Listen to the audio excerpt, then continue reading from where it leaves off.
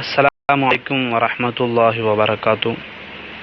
പ്രിയ രക്ഷിതാക്കളെ, വിദ്യാർത്ഥി സുഹൃത്തുക്കളെ, ഇന്ന് നമ്മൾ പഠിക്കാൻ പോകുന്നത് സൂറത്ത് ഇഖ്ലാസിലെ അല്ലാഹുസ് സമദ് എന്ന ആയത്ത്, അതിൻ്റെ പാരായണ രൂപത്തെ സംബന്ധിച്ചും അതിൻ്റെ ചെറിയ രൂപത്തിലുള്ള ഒരു വിവരണവുമാണ് ഇന്നത്തെ ക്ലാസ്സിൽ നമ്മൾ ഉദ്ദേശിക്കുന്നത്. ഒന്നാമത്തെ പദം തന്നെ ഇസ്മുൽ ജലാലയാണ്. അതായത് നമ്മൾ മുമ്പത്തെ ക്ലാസ്സിലൊക്കെ പറഞ്ഞിട്ടുണ്ട്, അല്ലാഹു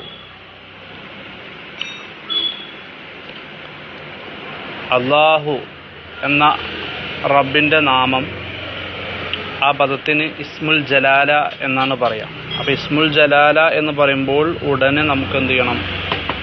അല്ലാഹു എന്ന് ഓർമ്മ വരണം. അത് കഴിഞ്ഞാൽ അടുത്ത പദം അസ്വമദ്.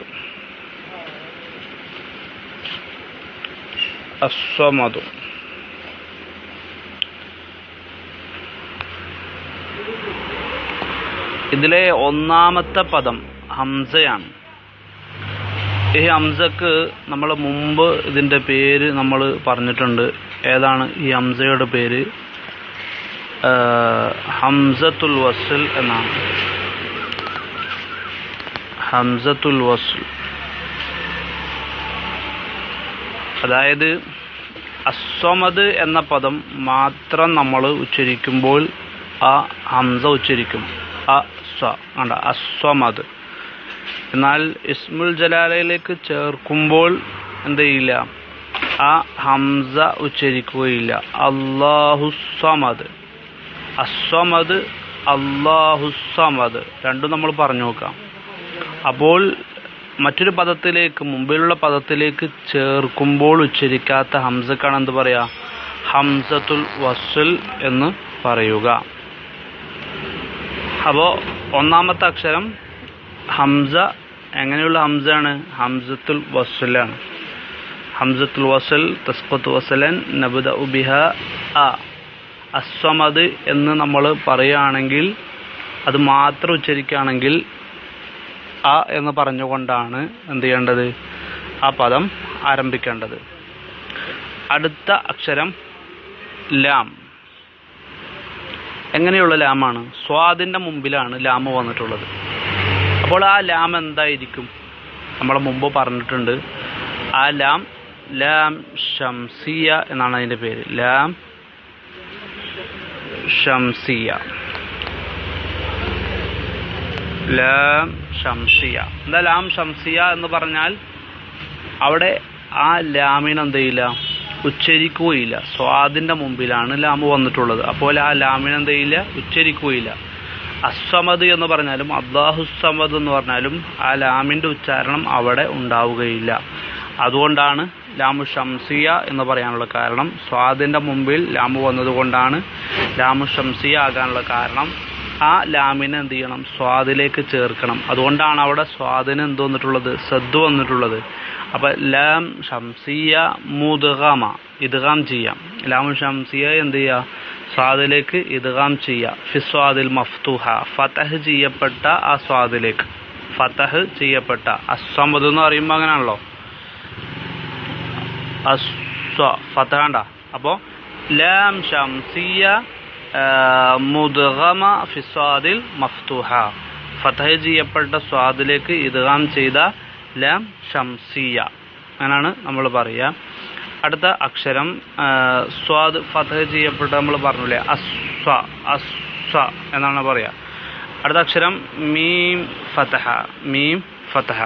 അപ്പം എന്താ വായിക്കും?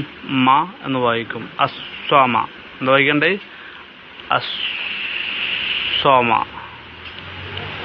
അസ്വമ. അടുത്തതാണ് ദാൽ. ദാലിൻ്റെ ഹർക്കത്ത് അവിടെ എന്താണ്? ദൊമ്മാണ് അല്ലേ? ദാൽ ദൊമ്മ ദു, ദാൽ ദൊമ്മ ദു. ദാൽ ഫതഹ ദാൽ, ദാൽ ഫതഹ ദ, ദാൽ കസ്റ ദി, ദാൽ ദൊമ്മ ദു. ഓക്കെ. എന്നാൽ ഇവിടെ നമ്മൾ അവസാനിപ്പിക്കുകയാണ്. അതായത് അല്ലാഹുസ്സമദ് എന്ന് പറഞ്ഞ് നമ്മളവിടെ ആയത്ത് അവസാനിപ്പിക്കുമ്പോൾ അവിടെ നമ്മൾ എന്ത് ചെയ്യണം? ദൊമ്മ മാറ്റിയിട്ട് അവിടെ എന്ത് ചെയ്യണം? സുക്കൂൻ കൊടുക്കണം. വഖഫിന്റെ സന്ദർഭത്തിൽ നമ്മൾ പറഞ്ഞിട്ടുണ്ട് അല്ലേ? തൻവീൻ ഫതഹ് അല്ലാത്ത, അതുപോലെ തന്നെ താഉ തഅനീസ് അല്ലാത്ത ബാക്കി എല്ലാ സ്ഥലങ്ങളിലും ഈ രൂപത്തിലാണ് നമ്മൾ പ്രത്യേകം ശ്രദ്ധിക്കേണ്ടത്. അപ്പോൾ അസ്വമദു എന്നത് എന്ത് ചെയ്യണം? അസ്വമദ് എന്ന് പറഞ്ഞ് നിർത്തണം. അവിടെ സുക്കൂൻ ചെയ്യുമ്പോൾ ഒരു നിയമം, ദാൽ സാക്കിന മുഖൽക്കല, അത് കൽക്കലത്തിൻ്റെ അക്ഷരമാണ് ദാല് അല്ലേ? ഖുതുബ്ജദ്, ഖാഫ്, തോ, ബ, ജീം, ദാൽ, 1 2 3 4 5 അക്ഷരങ്ങൾ ഖുതുബ്ജദിൻ്റെ അക്ഷരങ്ങളാണ്. ഇതിന് സുക്കൂൻ ചെയ്യുമ്പോൾ എന്ത് ചെയ്യണം? നന്നായി വെളിവാക്കിയിട്ട് ഉച്ചരിക്കണം.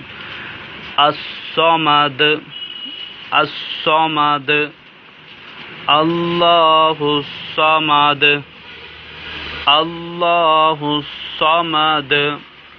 ദാൽ സാക്കിന മുഖൽഖല ഇൻദൽ വഖഫ്, അസ്സമദ്, അല്ലാഹു സമദ്. അപ്പോൾ ഇസ്മുൽ ജലാല പറഞ്ഞു, ഹംസത്തുൽ വസ്ൽ പറഞ്ഞു, ലാം ഷംസിയ പറഞ്ഞു, അതുപോലെ തന്നെ കൽക്കലത്തിൻ്റെ അക്ഷരമായ ദാൽ, ദാലിന് ആയത്തിൽ ദൊമ്മാണ് എങ്കിലും അത് വഖഫ് ചെയ്യുമ്പോൾ അതെന്തായി മാറും? സുക്കൂനായി മാറും. അപ്പോൾ എന്ത് ചെയ്യണം? വെളിവാക്കി കേൾക്കുന്ന ആളുകൾക്ക് അത് വ്യക്തമാകുന്ന രീതിയിൽ സുക്കൂൻ ചെയ്യണം. അസ്സമദ്, അസ്സമദ്, അല്ലാഹു സമദ്. കഴിഞ്ഞ ക്ലാസ്സിൽ നമ്മൾ പഠിച്ച ആയത്ത് ഖുൽ ഹുവല്ലാഹു അഹദ്, ആ ഒരു ആയത്തിൽ റബ്ബ് സുബ്ഹാനഹു വ തആല നബി സല്ലല്ലാഹു അലൈഹി വസല്ലമയോട് പറയാൻ ആവശ്യപ്പെടുകയാണ്. ഖുൽ നബിയെ താങ്കൾ പറഞ്ഞു കൊടുക്കുക, ജനങ്ങൾക്ക് പറഞ്ഞു കൊടുക്കാൻ വേണ്ടി പറയാ, അല്ലാഹു അഹദ്, അല്ലാഹു ഏകനാണ്, അല്ലാഹു ഏകനാണ്, അല്ലാഹു ഒരുവനാണ്. ഏതൊക്കെ വിഷയത്തിലാണ്? എല്ലാ വിഷയത്തിലും. ലൈസ കമിസ്ലിഹി ഷൈഉൻ, അവനെപ്പോലെ തുല്യനായിട്ട് ലോകത്തൊരാളുമില്ല. വലം യകുല്ലഹു കുഫുവൻ അഹദ്, ഈ അധ്യായത്തിന്റെ അവസാന ഭാഗത്ത് അല്ലേ?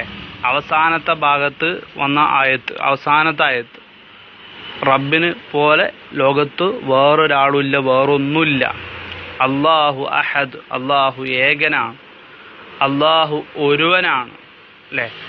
അല്ലാഹു സമദ്, ഇന്ന് നമ്മൾ പഠിച്ച ആയത്ത് അല്ലാഹു സമദ്, അല്ലാഹു പരാശ്രയനാണ്, സർവരാലും ആശ്രയിക്കപ്പെടുന്ന യജമാനനാണ് അല്ലാഹു.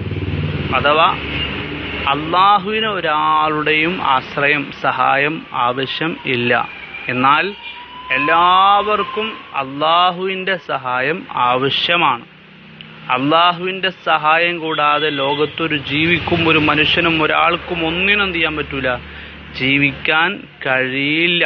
പക്ഷേ ഒന്നിൻ്റെയും സഹായം ആർക്കാവശ്യമില്ല? അല്ലാഹുവിന് ആരുടെയും ആശ്രയം വേണ്ടതില്ല.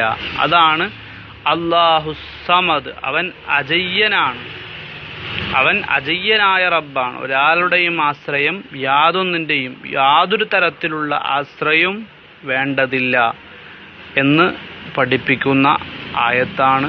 അതുകൊണ്ട് നമുക്കെന്താവശ്യമുണ്ടെങ്കിലും നമ്മൾ എന്ത് ചെയ്യാം? റബ്ബിനോട് ചോദിക്കാം. റബ്ബ് എല്ലാവരെയും സഹായിക്കുന്നവനാണ്. നമുക്കെല്ലാം റബ്ബിൻ്റെ ആശ്രയം ആവശ്യമാണ്, റബ്ബിൻ്റെ സഹായം ആവശ്യമാണ്. അതുകൊണ്ട് എന്തെങ്കിലും പ്രതിസന്ധി നമ്മളുണ്ട് എങ്കിൽ അള്ളാഹുവിനോട് ചോദിക്കുക. അള്ളാഹു നമ്മളെ പ്രതിസന്ധി നീക്കിത്തരും. അള്ളാഹു അനുഗ്രഹിക്കട്ടെ. അഖൂലു ഖൗലി ഹാദാ വസ്തഗ്ഫിറുല്ലാഹ ലി വലക്കും വസ്തഗ്ഫിറൂ ഇന്നഹു ഹുവൽ ഗഫൂറുർ റഹീം. അസ്സലാമു അലൈക്കും വറഹ്മത്തുള്ളാഹി വബറകാതുഹു.